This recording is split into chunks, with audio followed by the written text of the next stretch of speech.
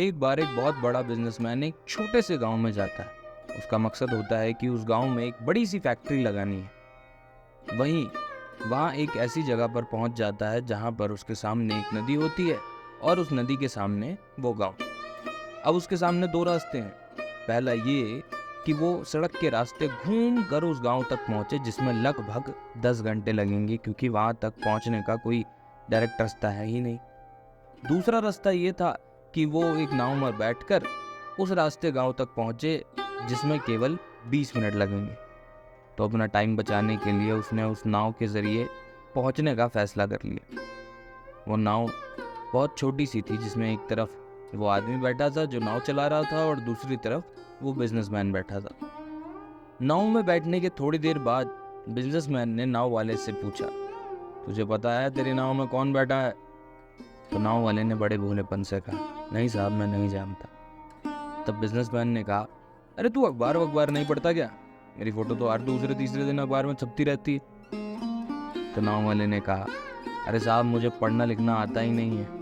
मैं छोटा सा था जब मेरे पिताजी गुजर गए और अपने परिवार का ध्यान रखने के लिए मैं बचपन से ही काम में लग गया, इसलिए मेरा स्कूल भी छूट गया।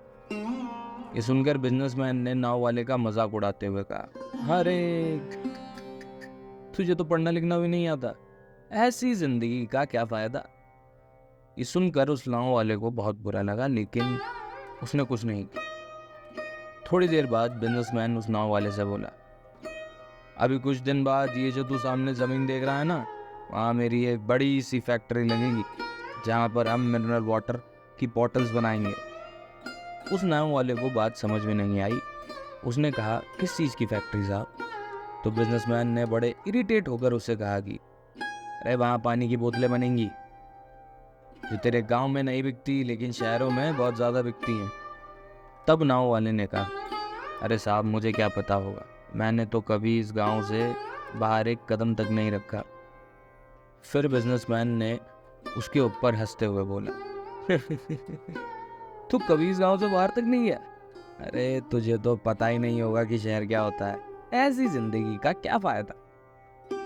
उसकी बात सुनकर नाव वाले को सच में ये लगने लगा कि उसकी जिंदगी किसी काम की नहीं।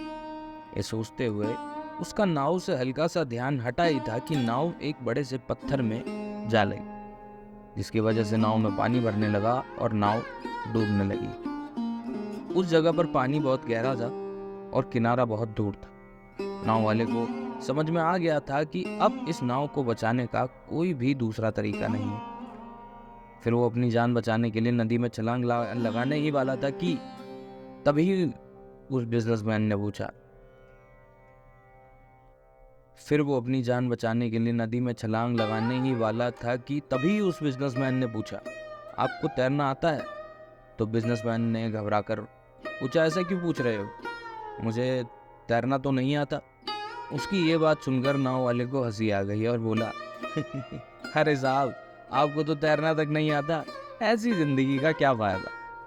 ये सुनकर उस बिजनेसमैन को अपनी गलती का एहसास हुआ और हाथ जोड़कर उसने नाव वाले से कहा, तुम तुम जो मांगोगे मैं तुम्हें वो दे दूंगा, बस मेरी जान बचा लो, बस मेरी जान बचा लो। तो उस नाव वाले ने कहा, अरे साहब, घबराओ नहीं, मुझे सिर्फ तैरना ही नहीं आता है बल्कि डूबते हुए लोगों को बचाना भी आता है। आप मुझे बस कसकर पकड़ लो, मैं आपको कुछ नहीं होने दूंगा। और फिर उस नाव वाले ने न सिर्फ अपनी बल्कि बिजनेसमैन की भी जान बचाई। तो हमें इस कहानी से एक बहुत बड़ी सीख मिलती है कि जिंदगी में कभी किसी का मजाक नहीं उड़ाना चाहिए या किसी को अपने से कम आंकना नहीं चाहिए, क्योंकि हमें नहीं पता कि कब और कहां और कैसे किसकी जरूरत पड़ जाए। एक बार एक छोटी सी बच्ची हाथ में मिट्टी का गुल्लक लिए भागती हुई एक दवाई की दुकान पर गई। वो काफी देर तक वहां पर खड़ी रही, लेकिन दुकानदार का ध्यान उस पर नहीं गया, क्योंकि वहां पर काफी भीड़ थी। उसने दुकानदार को कई बार बुलाया, लेकिन दुकानदार का ध्यान उस पर नहीं गया, क्योंकि वहां पर बहुत ज्यादा ही भीड़ थी। फिर इस बच्ची को गुस्सा आया और इसने अपने मिट्टी की गुल्लक को काउंटर पर जोर से रख दिया, धम। इसके बाद दुकानदार और वहां पर खड़े सभी लोग उस बच्ची की तरफ देखने लगे। दुकानदार ने उस बच्ची से पूछा कि बेटे, आपको क्या चाहिए? तो वो बड़े ही भोलेपन से बोली, मुझे एक चमत्कार चाहिए अंकल।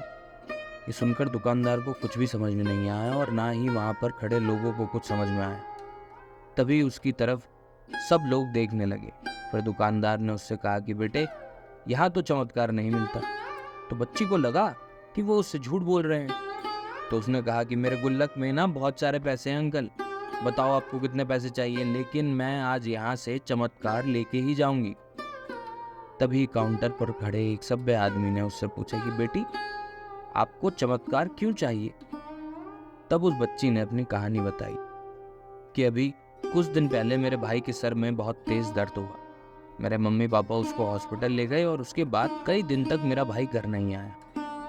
मैंने बहुत बार अपने पापा से पूछा, लेकिन उन्होंने मुझे कुछ नहीं बताया। बार बार यही बोलते रहे कि वो कल आएगा, वो कल आएगा, वो कल आएगा, लेकिन वो अभी तक घर आया ही नहीं। तभी मैंने देखा कि मेरी मम्मी रो रही थी और पापा उनसे कह रहे थे कि हमारे बेटे का इलाज और दवाइयों के लिए पैसे जितने थे मेरे पास सारे खर्च हो गए। अब उसको कोई चमत्कार ही बचा सकता है। तो मुझे लगा कि मेरे पापा के पास अगर पैसे ख़त्म हो गए हैं तो मैं पैसे दे दूंगी, मेरे पास तो पैसे हैं। इसलिए मैंने जितने भी पैसे थे सारे जोड़े और सीधा दवाई की दुकान पर आ गई ताकि मैं चमत्कार खरीद सकूं। फिर उस आदमी ने बच्ची से पूछा कि कितने पैसे हैं तुम्हारे पास? ये सुनते ही बच्ची ने गुल्लक उठाई और ज़मीन पर जोर से पटक दी और पैसे गिनने लग गई। वहाँ पर खड़े सभी लोग उसे देख रहे थे। थोड़ी देर बाद उसने सारे पैसे इकट्ठे किए और बोली, मेरे पास सिर्फ 19 रुपए हैं। वो जो आदमी वहाँ खड़ा था वो थोड़ा सा मुस्कुराया और बोला कि अरे, तुम्हारे पास तो पूरे पैसे हैं बेटा, इतने का ही तो आता है चमत्कार। ये सुनकर वो बच्ची बहुत खुश हो गई और बोली कि चलो मैं आपको अपने पापा से मिलवाती हूँ। कई दिनों बाद पता लगा कि वो आदमी और कोई नहीं बल्कि एक बहुत बड़ा न्यूरो सर्जन था।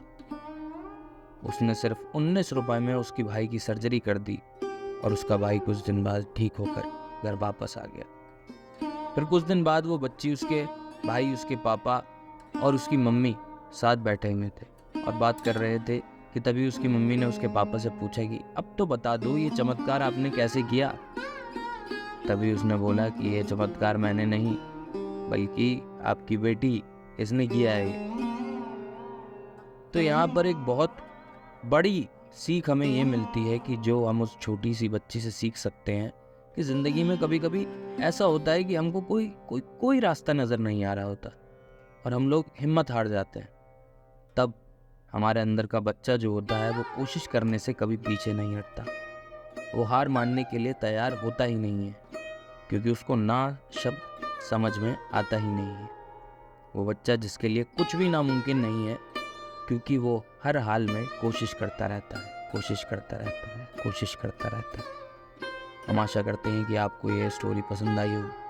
अगर पसंद आई होगी तो प्लीज़ ऐसी स्टोरी सुनने के लिए वो लाइक करें, सब्सक्राइब करें और चैनल पर कमेंट करके प्लीज़ बताएं कि ये स्टोरी कैसी लगी। धन्यवाद।